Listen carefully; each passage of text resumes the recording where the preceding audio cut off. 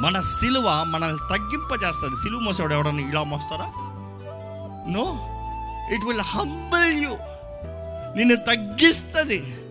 ప్రతి అడుగుకి విలువను తెలియజేస్తుంది. వెనక్కి తిరిగి చూస్తే ఇంత దూరం దాటి వచ్చానా. ఈరోజు ఎంతమంది మీ జీవితంలో తిరిగి చూసి, దేవా నన్ను ఇంతవరకు నడిపించావు, నీకు వందనములయ్యా అని చెప్పగలిగిన వారు అంటే బిగ్గరగా హల్లెలూయా చెప్తారా? దేవుడు ఆయన సిలువ పెట్టకపోతే మనం నడిచే విధానంలో మనకు విలువ ఉండదండి జీవితంలో. God is saying I want you to fight.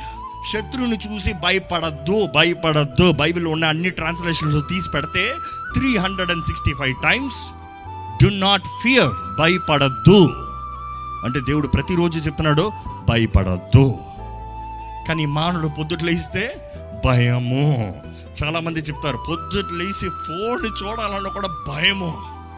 గుండె